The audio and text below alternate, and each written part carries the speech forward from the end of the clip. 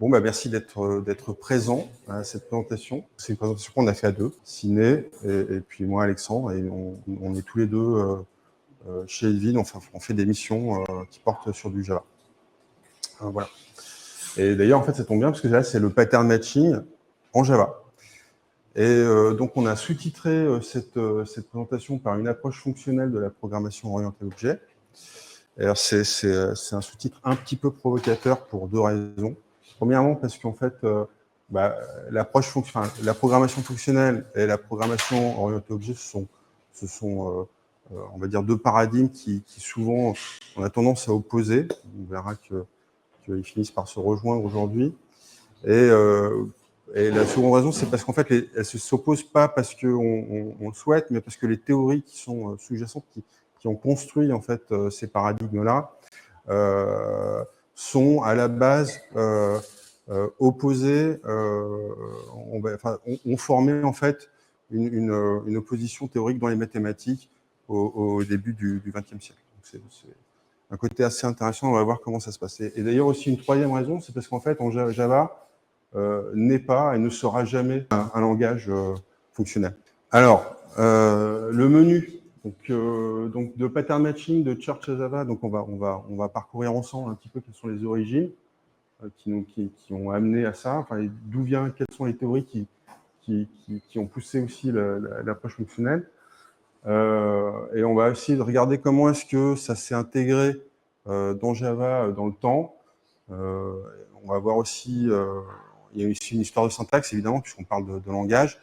Et en fait, finalement, pourquoi est-ce qu'on le fait en Java? Pourquoi est-ce que c'est intéressant? On verra comment c'est fait sous le capot, finalement, puisqu'il y a eu des changements qui ont été faits dans le bytecode dans les dernières versions de Java qui permettent une exécution plus rapide en fait, de ce genre de structure. Et puis, finalement, si on a le temps, on verra, on regardera un exemple aussi, scale list, une liste chaînée à la liste. Là, c'est un petit peu provocateur, hein, parce que, franchement, on verra aussi qu'en fait, Java n'est pas, je pense que vous le savez tous, n'est pas le premier langage sur la JVM à proposer le pattern matching. Alors, pour les origines et les définitions, alors, en fait, ça vient du lambda calcul à l'origine. Et en fait, le lambda calcul, il rentre dans le cadre des théories de la logique.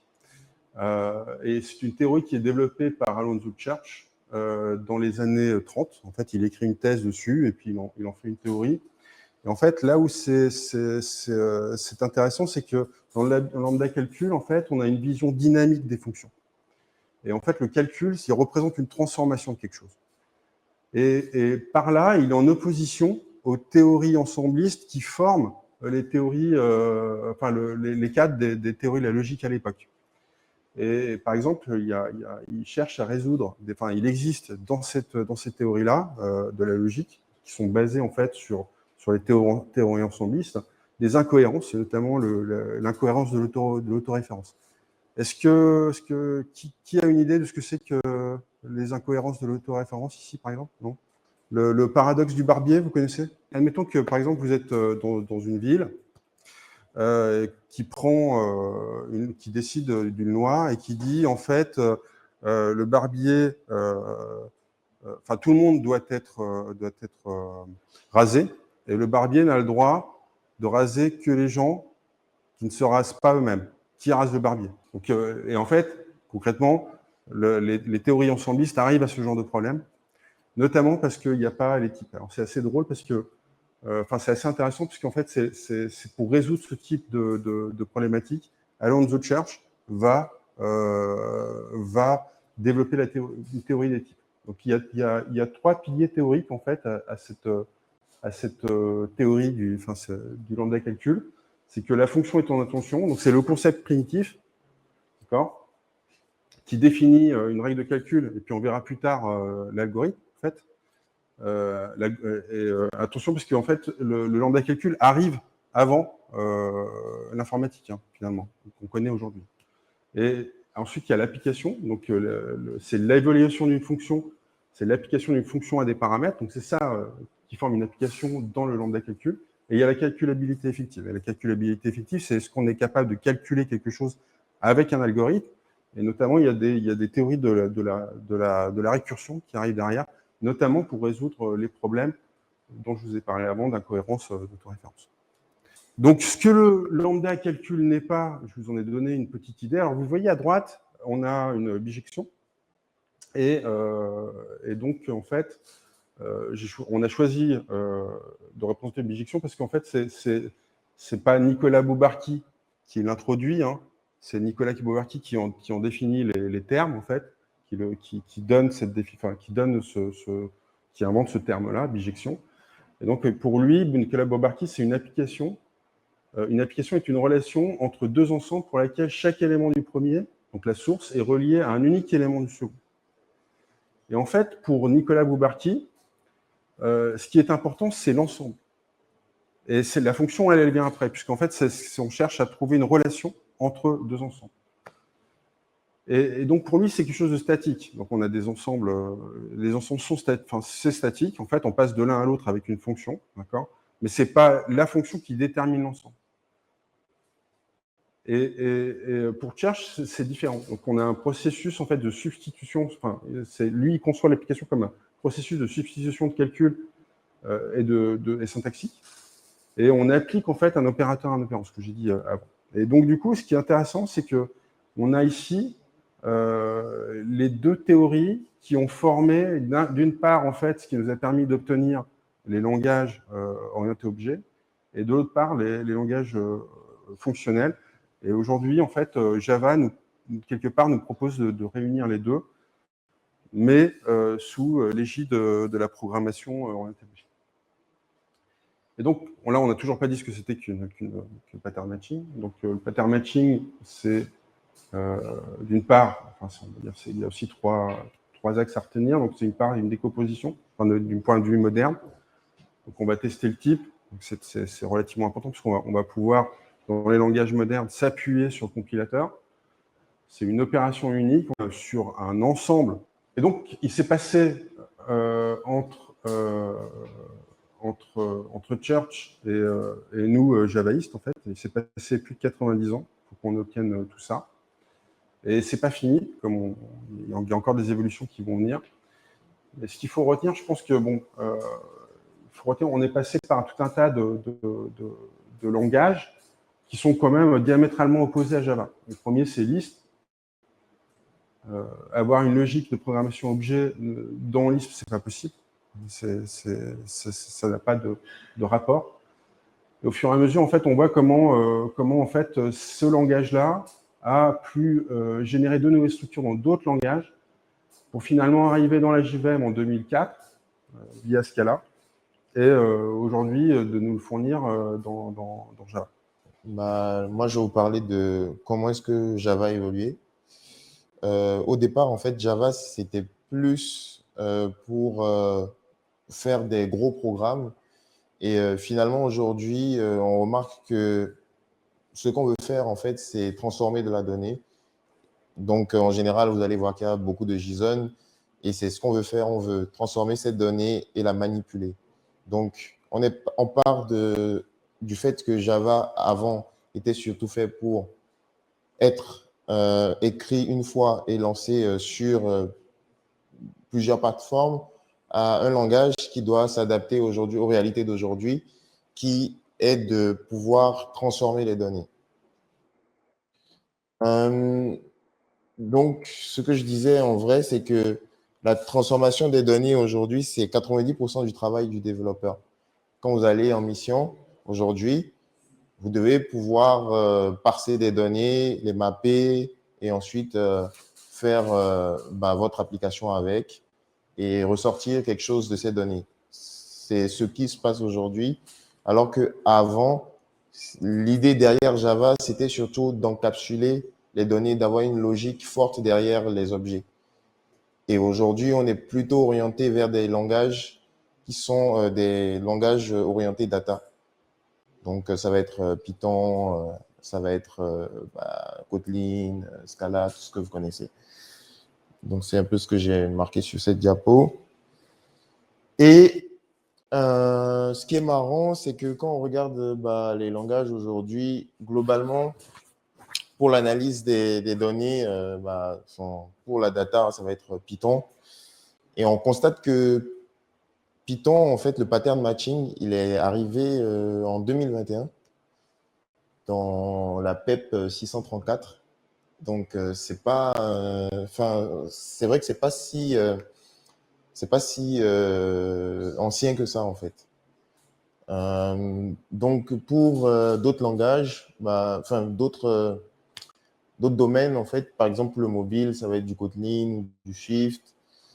Et on remarque que finalement, Java est arrivé à maturation, en fait, avec Java 21 en année 2023. Et c'est ce que je disais tout à l'heure. Finalement, ce qu'on veut faire aujourd'hui avec les langages, c'est plutôt exprimer des intentions de métiers complexes et pas réimplémenter des design patterns ou des choses qui vont nous compliquer la vie. On veut avoir moins de boilerplate que possible. Alors, comment ça s'est fait? Ça s'est fait selon un historique bien précis. Tout à l'heure, on parlait de la programmation fonctionnelle. Donc, la programmation fonctionnelle est arrivée en 2014 avec Java 8. Ça a été, entre guillemets, l'ouverture de la porte, en fait, au pattern matching. Pourquoi? Parce que, justement, comme Alexandre le disait tout à l'heure, en fait, c'est avec des fonctions qu'on peut se permettre d'attribuer, en fait, un résultat. Ce qui montrait dans une bijection, en fait, c'est avec des fonctions qu'on peut se permettre d'attribuer un résultat. Donc, c'est vraiment l'ouverture au pattern matching. Après, selon l'évolution, en fait, avant, en fait, en Java, on avait un switch qui n'était pas du tout exhaustif, qui prenait, pour attribuer une variable, en fait, on était obligé de la caster, de la réécrire. Donc, du coup, ça faisait plein de codes, c'était illisible.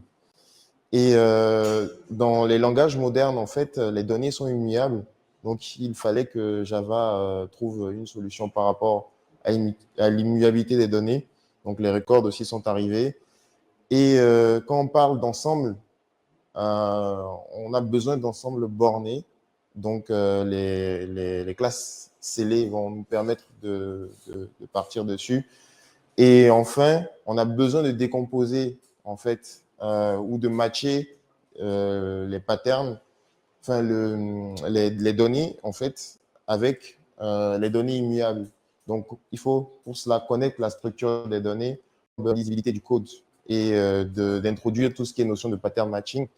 Mais il y a aussi le projet Vala, qui est de permettre justement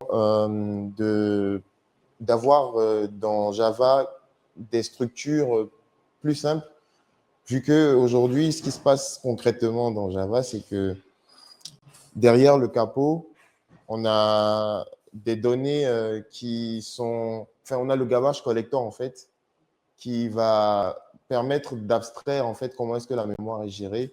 Et en général, on va, dans le garbage collector, en fait, au lieu d'allouer directement les choses sur une pile, on va pointer vers plutôt un tas dans lequel il y aura les objets. Et Java, en fait, avec les données immuables, donc les records ici, veut arriver à un niveau où, concrètement, on aura une gestion plus facile de la mémoire. Donc, ça veut se rapprocher des langages comme Rust, mais toujours avec la notion d'objet derrière, parce que Java sera toujours un langage objet en soi.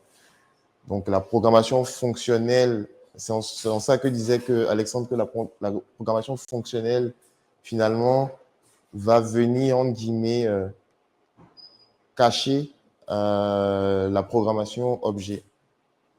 Je dis bien entre guillemets. Quand on parle de classes scellées, on dit souvent que les classes scellées, c'est l'ADT du pauvre, et on ne sait pas ce que ça veut dire. ADT, c'est Algebraic Data Type. Donc, concrètement, comment ça se matérialise en Java?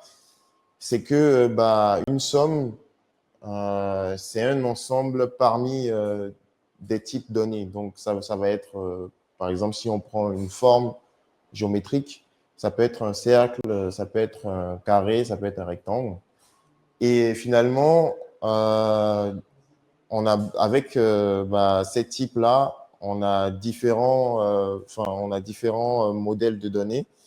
Et l'ensemble de ces modèles de données va produire une fonction. Donc, c'est ce qu'on peut voir là sur le deuxième paragraphe.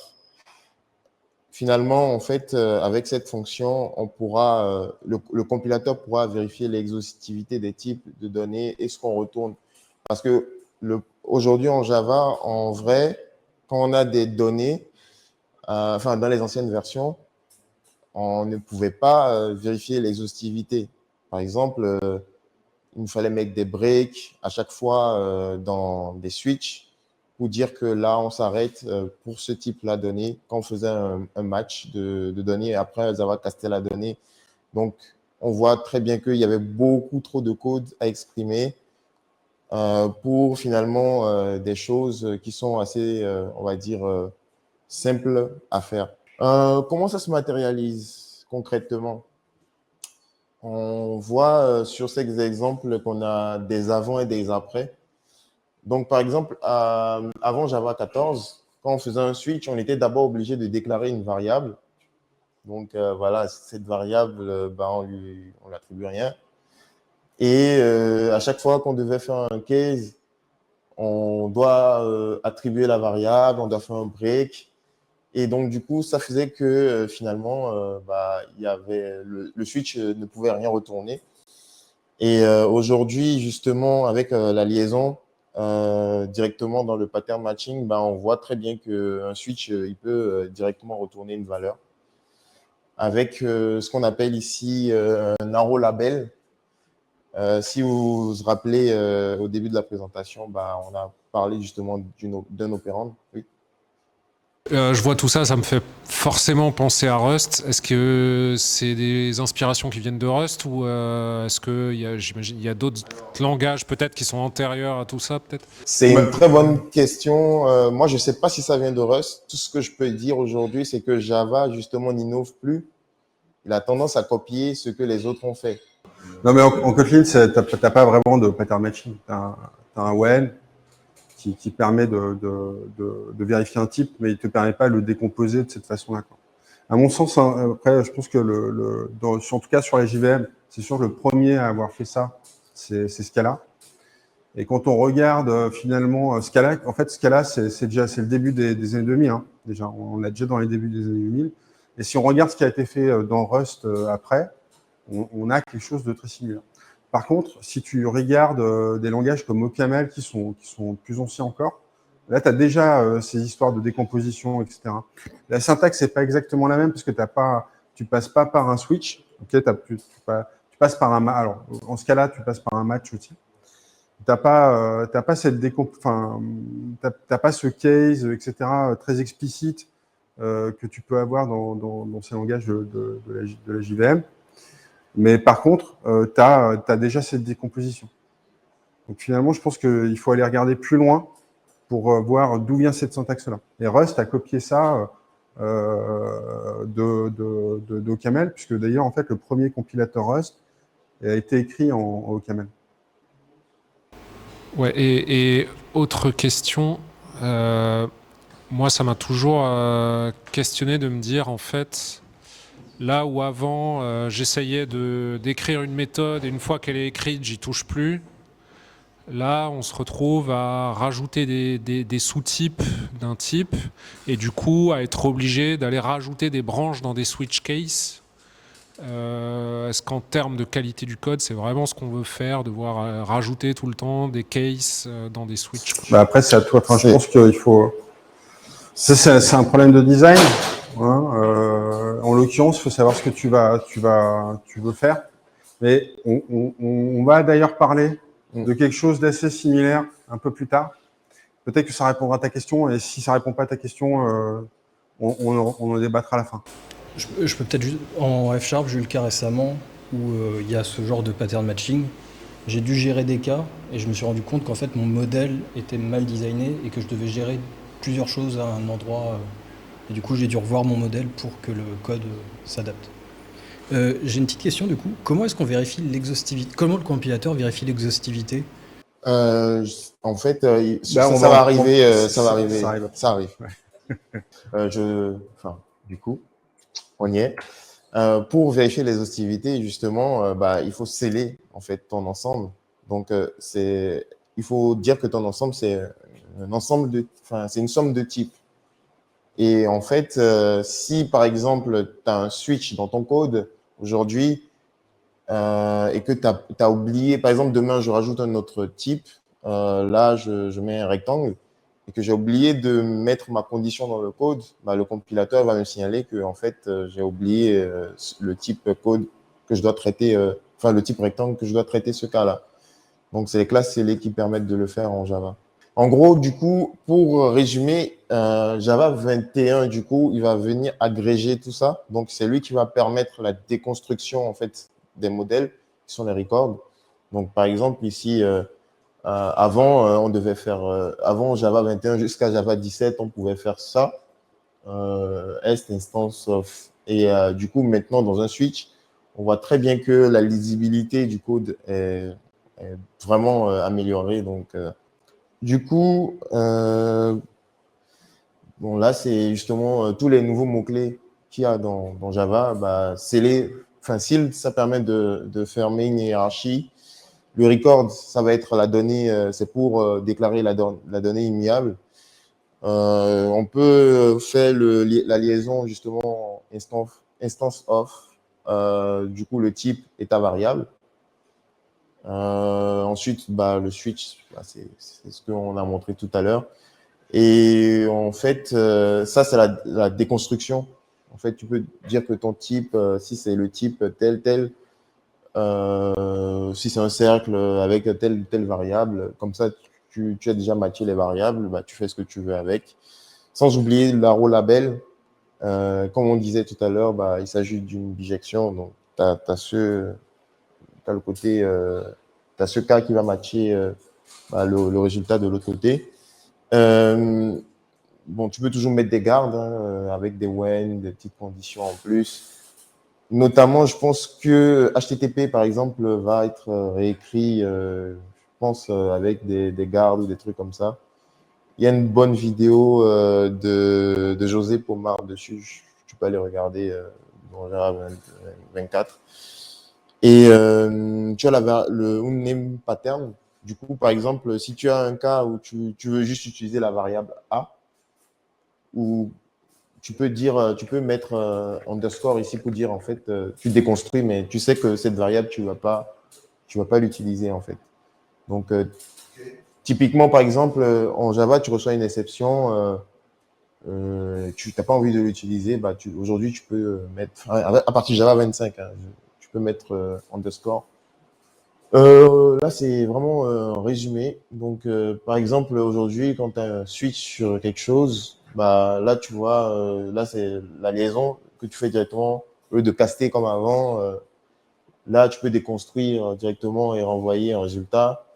Par exemple, tu peux décider de renvoyer une fonction qui prend en tête de paramètres. Enfin, tout dépend vraiment de ce que tu veux faire. Tu peux même faire un case nul. Bon, ouais, ça reste Java, toujours dans le but d'être rétro-compatible, voilà. Et tu peux quasiment faire quelque chose comme ça. Dire que si c'est une liste, tu fais ça, tu fais ton code et tu renvoies, par exemple, N. Il y a une notion de completeness dans les patterns sur lesquels tu peux switcher là quand tu utilises des classes scellées. Mais tu peux aussi du coup avoir tes filtres avec tes when là. Oui, tu peux avoir when un guard. C'est ça ce cas-là. On est d'accord, tu vois, typiquement. J'imagine que c'est vraiment juste un exemple parce que je suppose que ton case là il est pas atteignable, le case du point, parce qu'il est pris par le point avant, je pense. Oui. Bon, c'est vraiment pour l'exemple là. Mais admettons que tu es juste le deuxième point là, ok, pas le premier.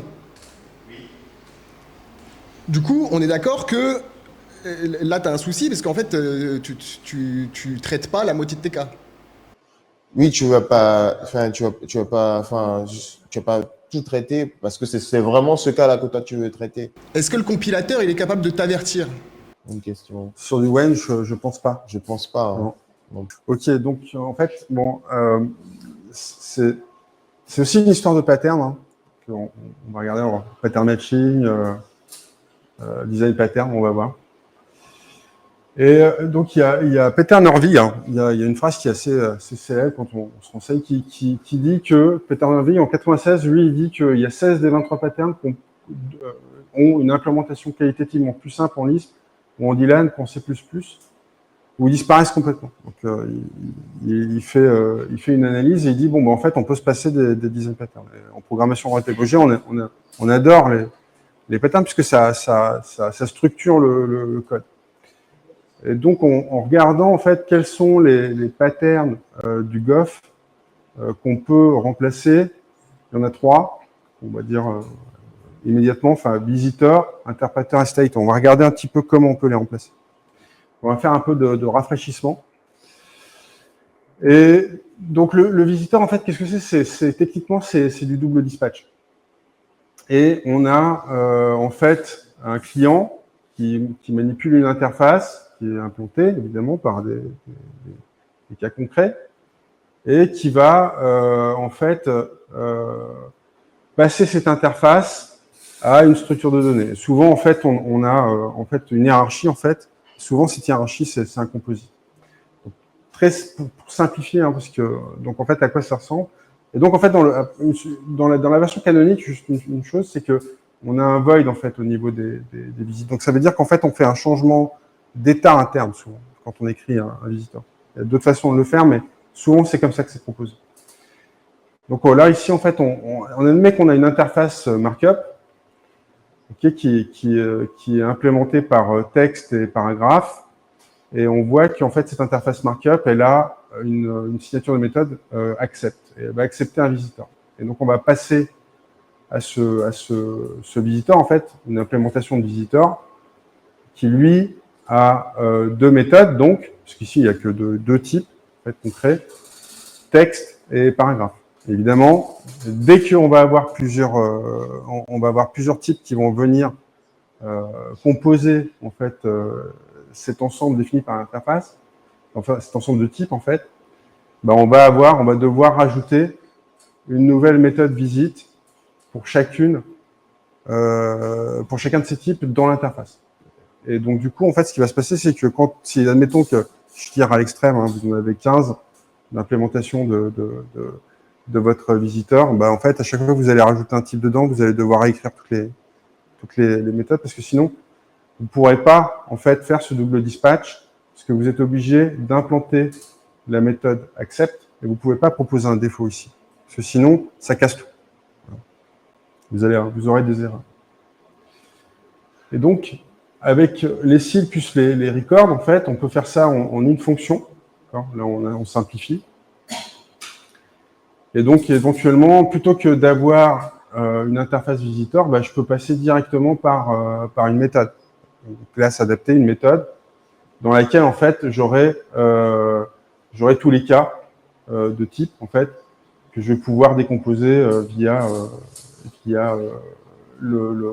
ce switch, en fait, ce pattern matching. Et donc, après, on parlait du composite, et il y en a un qui est assez... il y en a un autre, en fait, de pattern, qui est assez intéressant, c'est le interpréteur. En fait, on retrouve, en fait, cette structure de composite, avec les expressions terminales et les expressions non terminales, et ce client qui l'utilise et qui lui passe un contexte. Donc, c'est ça qui rend, en fait, finalement, quelque chose de statique. Pour moi, c'est une tentative d'application dynamique à un ensemble statique. Et donc, en fait, admettons qu'on a cette interface contexte avec pop et push. Bon, je pense que là, c'est assez simple à comprendre. Ce qu'on va faire, c'est que on a ce mini langage là d'expression où en fait on a des entiers, on va manipuler des entiers, on a une opération add. Et donc ce qu'on fait en fait, on prend la valeur pour l'entier, en fait, la classe int, on push dans le contexte, et add va faire 2 pop et un push. Et grosso modo, là, ce qu'on fait, c'est qu'on essaie d'interpréter un arbre syntaxique qu'on a parsé avant, en admettant construit avant, ou parsé depuis un langage qu'on a créé soi-même. Et là, on voit qu'en fait, quelque part, en fait, l'implantation, c'est très pratique comme pattern. Mais là, en fait, qu'est-ce qu'on a, on a quelque chose qui est statique. C'est-à-dire que vous n'allez pas pouvoir offrir 2 façons d'interpréter différentes. On n'en a qu'une seule. Bon, cela dit, un langage, il n'y a pas 36 000 façons. Enfin, une fois qu'on en a fixé les bases, normalement, il doit respecter un certain nombre de choses. Mais on pourrait avoir envie d'explorer. Et donc, là, pareil, en fait, là, c'est peut-être que le slide d'avant serait un peu plus marquant. Enfin, en fait, ici, d'un côté, en fait, on a l'arbre syntaxique d'un côté et on a l'évaluation de l'autre. Le but de la programmation, d'avoir de la data programming, c'est de séparer le modèle de l'évaluation du modèle. Ça veut dire que finalement, Java, il va conserver ses avantages d'encapsulation, mais il peut aussi faire il s'oriente aussi vers l'objet, la data programming objet. Il y a quand même une chose, c'est ce qu'il faut en fait, il faut prendre le contexte, il faut prendre en compte le contexte de l'époque. C'est-à-dire que si on se remet il y a 10 ans, 20 ans en arrière, les problématiques, elles n'étaient pas les mêmes. Il fallait être capable à l'époque de fournir ses propres technologies parce que il n'y avait pas autant, l'écosystème n'était pas aussi développé. Peu importe le langage d'ailleurs. Hein. C'est aujourd'hui, si vous voulez monter une application web, tout l'environnement d'exécution est disponible. Donc il n'y a pas les langages sont là. Vous avez tout un tas de bibliothèques qui vous permettent aussi, de faire des moteurs de règles. Il y a tout un tas de choses qui existent déjà. Et tous ces patterns-là, en fait, avaient été définis à une époque où ces technologies n'étaient pas disponibles pour tout le monde. Donc on fournissait un peu la recette, et donc avec la programmation objet, pour faire en sorte qu'on puisse écrire des programmes qui soient corrects et qui s'exécutent bien. Aujourd'hui, le problème, il est relativement différent. C'est-à-dire qu'il faut fournir de plus en plus rapidement des solutions sur le marché. Et ces solutions, en fait, qu'est-ce qu'elles font aujourd'hui? Puisque les technologies sous-jacentes, elles sont disponibles, elles traitent de la donnée. Et ce qui change, ce qui fait l'originalité d'un produit par rapport à un autre, hein, aujourd'hui, c'est la capacité de traiter sa donnée d'une certaine façon. Au final, c'est de plus en plus ça. Et donc, la solution du pattern matching, c'est de dire, bon, voilà, si tu as besoin, parce qu'on n'aura plus, on est libre, chacun est libre de le faire, mais réimplanter, par exemple, HTML en Java, aujourd'hui, il y a des bibliothèques qui le font, on n'aura plus besoin de le faire. Voilà. Nous développeurs aujourd'hui, qui fournissons des solutions à nos clients qui sont face à des utilisateurs directs. Voilà. Mais par contre, si on a besoin d'un petit visite, de quelque chose qui rend le même service qu'un visiteur ou un interpréteur pour une hiérarchie qui a 3 classes, ça c'est idéal. Voilà. Ça va très vite. On écrit un test qui va derrière, un ensemble de tests unitaires, et puis on vérifie que c'est propre et c'est très compréhensible. Et on sait que le développeur qui va suivre, lui, va comprendre rapidement. Et il ne sera pas dans quelque chose de compliqué. Bon, j'avoue que cet exemple-là, c'est pas le plus pertinent, puisque en fait, déjà derrière, on modifie un contexte de façon. Mais d'ailleurs, ça nous rapproche un peu de l'orienté objet, hein, ici, c'est-à-dire qu'on va faire des modifications, en fait. Donc, on a quelque chose de mutable, on a un contexte qui est mutable. On pourrait très bien imaginer qu'on renvoie quelque chose, et là, on serait dans du fonctionnel. Mais bon, c'est le langage s'adresse. Java, il s'adresse à des programmateurs qui manipulent l'objet. Donc, il y en a un troisième, en fait, c'est le state, qui, lui, est encore moins, on va dire, utilisé. Et donc, là, il y a un exemple, en fait, où on prend des feux de trafic, en fait. Et donc, on passe de vert à jaune et de jaune à rouge. Et là, pareil, en fait, une fois qu'on l'a fait, une fois qu'on a défini la règle métier, on pourrait imaginer une règle métier derrière, c'est un peu figé, quoi. Donc, c'est là, c'est dur, on ne pourra pas modifier facilement, et éventuellement, ouais, on ne pourra pas modifier facilement. Et en fait, grosso modo, on pourrait imaginer une machine à été contextuelle grâce justement au type algébrique qu'on a vu plus tard.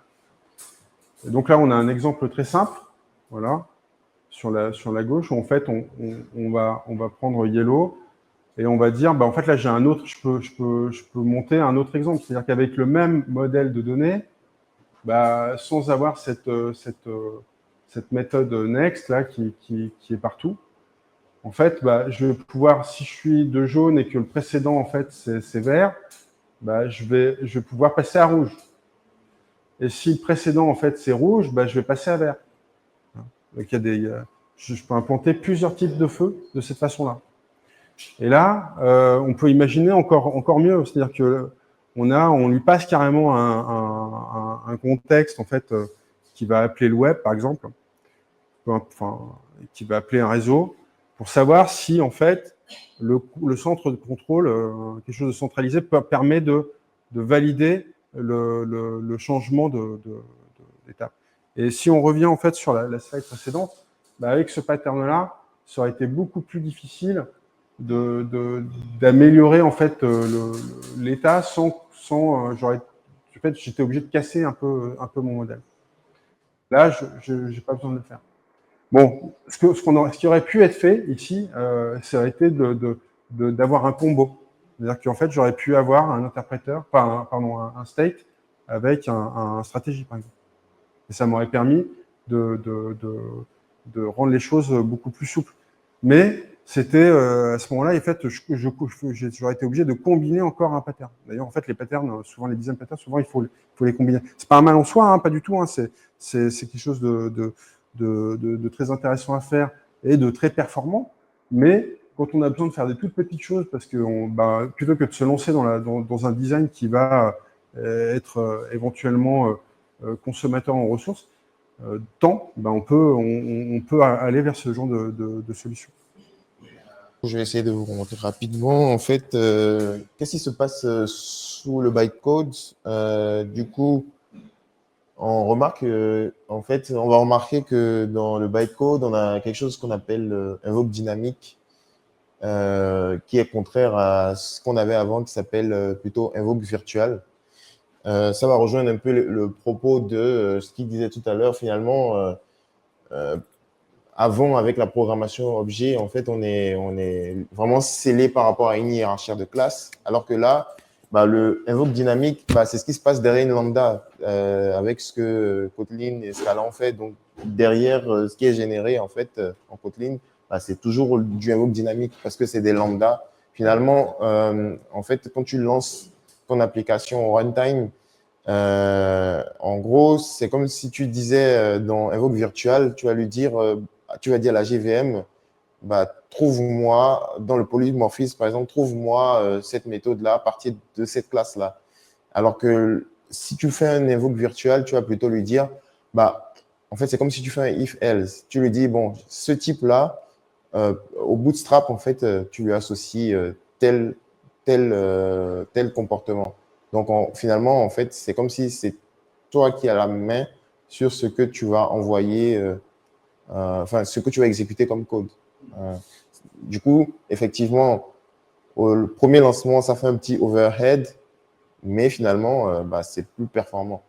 C'est pour ça que les lambda Java, c'est dynamique parce que tu peux finalement passer le code que tu veux exécuter. Et c'est plus simple que de dire à la JVM, va me chercher voici le type, va me faire tel calcul. En fait, on a écrit un petit exemple en fait qui est assez purement théorique, hein, sur une structure qu'on a appelée scale list. Et en fait, grosso modo, c'est un truc un peu c'est un nom un peu provoque, hein, puisque il y a Scala. En fait, c'est un peu comment on peut écrire une liste aujourd'hui chaînée à la Lisp façon Scala en Java. Donc on a un type, donc ce qui est list, qui ici permet nil. Donc grosso modo, comment ça fonctionne? Comme une liste chaînée dans laquelle en fait on insère les éléments à la tête de la liste, et la liste courante devient devient le tail en fait. Donc on a une méthode qui est cons, normalement qui est appelée un type cons ici. Et en fait, on voit que, par exemple, on passe à ce ici, donc en fait, la méthode cons s'appelle le constructeur du type cons, du record cons, et on lui passe l'élément qui est passé là en tête. Et donc en fait, après, on a, alors l'idée c'est comme dans ces listes fonctionnelles, on a différentes méthodes comme map, flat map, filter. Et en fait, d'essayer de recomposer avec juste deux méthodes. Alors là, grosso modo, en fait, ce qu'il aurait fallu faire, c'est d'avoir la méthode fold right. Mais le problème, c'est que en fait, elle résout pas le problème ici en pratique, elle résoudrait pas le problème qui est de toute façon il va falloir itérer 2 fois, on va voir, sur la liste pour la recomposer en fonction de ce qu'on fait. Et donc on a fold. Donc on voit ici que grosso modo, on peut retourner quelque chose. On peut retourner si on tombe sur une liste vide, on retourne résulte. Et si on tombe sur un cons, en fait on applique au résultat l'accumulateur sur la tête en fait de liste, et on retourne le tail. Enfin, et on place current au tail et on itère comme ça. Et là, vous voyez que là en fait on est obligé. Donc on a ces constructions là, mais comme ça reste du Java, on n'est pas tail récursif, on peut pas faire comme dans certains langages fonctionnels, se passer de ce type-là, parce que le compilateur va pas le faire à notre place, donc il va falloir le faire nous-mêmes. Et d'ailleurs, en fait, en Scala, l'implémentation, au final, quand on va le voir, elle n'utilise pas en fait, elle utilise une liste qui est mutable dans la fonction dans laquelle on est, en fait. Donc, en fait, c'est un peu le même concept. Et donc là, en fait, on a la méthode reverse. Et en fait, reverse, finalement, un reverse, en fait, c'est quoi?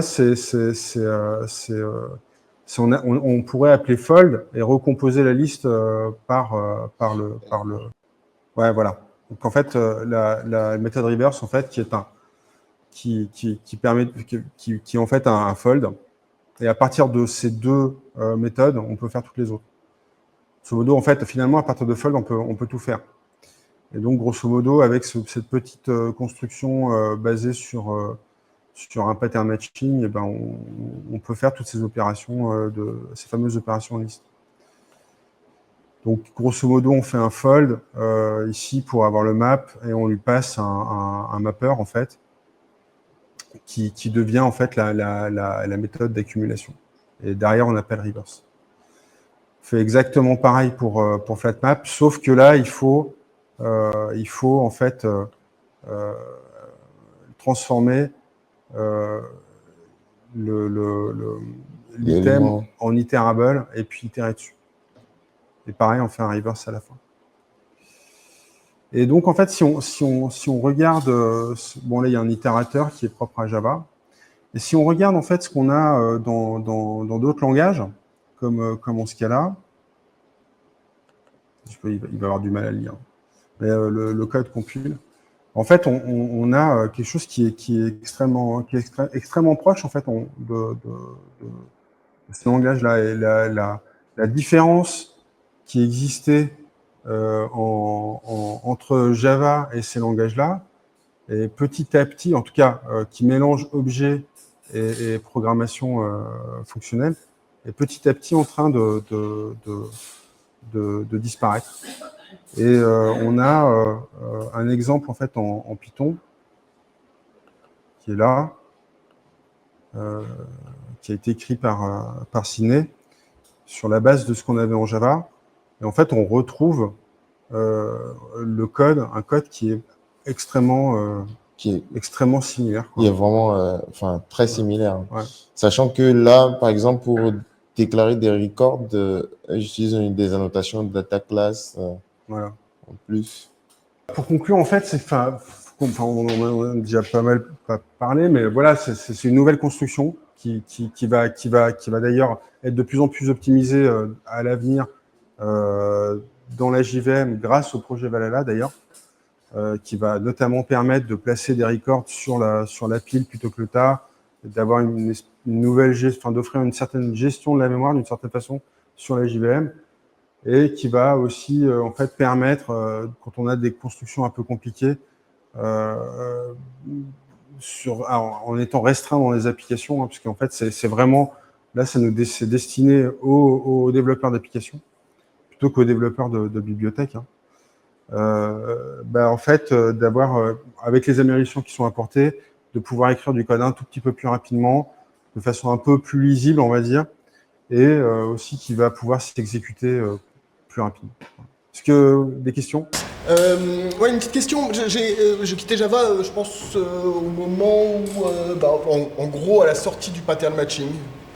Donc j'avais déjà connu les vagues sur tout ce qui était stream, tout ça, là, donc en fait les précurseurs à ça. Alors, moi je trouve ça globalement intéressant parce que ça donne plus de choix en termes de design, en termes de manière d'écrire du code, donc de lisibilité, etc., etc. Seulement, j'ai quand même deux petites critiques, quoi. En général, quelque chose qui cherche à tout faire leur fait à peu près tout mal. Donc ça, c'est la première remarque, mais qui peut être un peu comme ça, émise dans le vent. Moi, ce que j'avais remarqué, donc, en parallèle, quand les streams étaient arrivés autour de Java, moi, je faisais déjà un peu de programmation fonctionnelle par ailleurs. Déjà, la première chose que moi je m'étais faite comme réflexion quand j'avais attaqué la programmation fonctionnelle, c'était que c'était une manière de réfléchir totalement différente. Oui. Donc ça, c'est la première chose. Et du coup, quand les streams sont arrivés sur Java, moi j'étais un peu tout excité là, c'était cool, on voyait des trucs fonctionnels arriver dans les langages orientés objets à la base. Donc j'ai essayé de pousser un peu l'utilisation des streams, etc., quoique n'étant pas forcément le plus poussant là-dessus. J'ai vu des collègues produire du code en utilisant des streams, et d'autres collègues à côté qui regardaient et qui disaient « mais je comprends rien ». C'est impossible de déchiffrer ce qui est fait là. Moi, ça me semblait relativement clair, parce que j'avais habitué ma tête finalement à comprendre ce nouveau langage, cette nouvelle manière d'exprimer notamment des transformations. J'avais des collègues à côté qui étaient littéralement perdus. D'ailleurs, tout à l'heure, quand tu parlais du fold, je ne sais pas où en sont les gens autour d'ici, mais le fold, c'est pas forcément quelque chose qui est trivial à comprendre si tu ne l'as pas bien intégré. Le fait que tu vas parcourir ta liste, prendre ton nouvel élément, appliquer ton accumulateur, ça va te donner un nouvel élément qui va devenir finalement ton accumulateur derrière. Bref, tout ça pour dire, dans quelle mesure l'introduction de ces nouveaux concepts-là apporte réellement quelque chose à Java, aux programmeurs Java, etc., etc. Dans quelle mesure ça pourrait plutôt introduire de la confusion, pas au sens de tout à l'heure, mais quelque chose où tout le monde n'est pas au même niveau, comprend pas tout à fait de la même manière, n'a pas la même fluidité sur les différentes syntaxes, etc., etc. Voilà. Est-ce que vous avez un avis là-dessus et peut-être même du coup un retour d'expérience de vos missions en Java?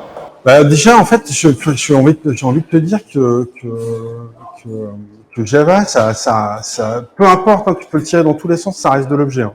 Tu regardes le bytecode en dessous, c'est de l'objet. La façon dont il se manipule, c'est l'objet. Là, il y a des cas qu'on n'a pas vu parce que le but, c'était pas de montrer, c'était le pattern matching en soi. Mais si tu regardes les records, en fait, c'est une autre forme de classe.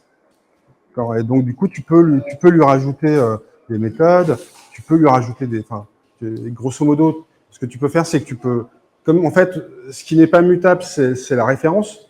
Donc tu peux rajouter des choses, par exemple, dans une liste que tu as passée en référence à ton record. Donc finalement, tu t'es pas trop loin. Le seul truc, c'est qu'en fait, on essaye d'alourdir la lourdeur excusez-moi, c'est l'inverse, de réduire la lourdeur de Java pour que ça soit plus simple à manipuler. Et ils ont aussi d'autres problèmes, en fait, il nous pousse alors je pense que les développeurs de Java nous poussent à réfléchir à avoir des structures un peu différentes qui vont pas fondamentalement nous amener à réfléchir différemment, quoique, parce que voilà, pour les streams, etc. Encore là, je suis assez, pour moi, on reste quand même très loin d'un OCaml, voire d'un Lisp, etc. sur la façon dont on les utilise. Mais en fait, parce que grosso modo, ce qu'on nous demande surtout de faire aujourd'hui, on a un environnement d'exécution qui est le cloud, et on sait que la JVM, elle a quelques problèmes sur le cloud. Donc, par rapport à d'autres solutions où, en fait, on peut, par exemple, des solutions comme Python, où grosso modo, en fait, on peut envoyer une requête, avoir un environnement qui va juste exécuter Python et lancer ton programme et ça va répondre tout de suite. C'est pas le cas avec Java. Donc il y a aussi un marché, en fait. Je pense que les concepteurs de Java savent qu'il y a un marché du langage. Si on regarde en fait les trends qui sont de l'utilisation de Java, Java est en déclin. Comparé il y a 10 ans, 15 ans, c'était le langage numéro 1, ça ne l'est plus. Hein. Et donc parce que, comme tu l'as dit tout à l'heure, je trouve que, honnêtement, Java, c'est un langage qui rend énormément de services. Je suis pas là pour critiquer les langages, mais quand on essaie de tout faire avec quelque chose, en général, on fait tout, mais un peu mal. C'est peut-être un des problèmes de Java, hein. Finalement, on pourrait réfléchir, c'est qu'il a essayé de tout faire. Et aujourd'hui, il se finit par se trouver dans une niche, d'accord ? Et donc, il faut que les concepteurs arrivent à trouver des moyens, d'accord, de sortir, de permettre au moins à Java de vivre dans cette niche qui s'est créée et qui est aujourd'hui les applications web. Et donc, il faut qu'elles répondent de plus en plus vite, qu'elles consomment de moins en moins. Et il faut aussi que les développeurs, et ça, malheureusement, c'est notre quotidien, c'est ce qu'on vit tous les jours en tant que prestataire ou développeur. On nous demande de produire de plus en plus vite du code qui éventuellement risque d'être jetable d'ici un an. Donc le but, c'est aussi de trouver quand on passe des heures et des heures avec un langage comme Java pour implanter des design patterns, qu'on veut être fin, qu'on veut mettre tous ces tests unitaires, qu'on veut que ça soit bien fait, etc. Et puis derrière, on nous dit, non, en fait, ça part. C'est un peu compliqué. Donc on a de plus en plus de langages qui nous permettent de faire de code jetable. Donc finalement, Java doit aussi le permettre, quoi, quelque part. C'est aussi la question. C'est pas tout à fait la question que tu posais, pour revenir à ce que tu disais, mais si on en arrive là, en fait, je pense qu'il va falloir de toute façon que les développeurs Java fassent un switch, ils aillent vers ces nouvelles constructions, c'est sûr.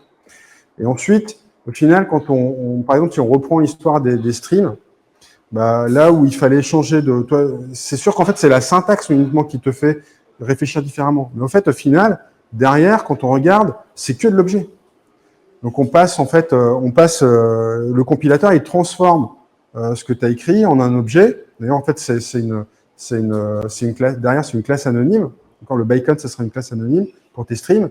Et en fait, grosso modo, qui a la plomberie attendue par les implémentations de stream en Java. C'est tout ce qu'elle a. Voilà. Juste pour acheter quelque chose, justement, en fait, les projets mis en place par Java, c'est justement de s'orienter quelque part vers ce marché.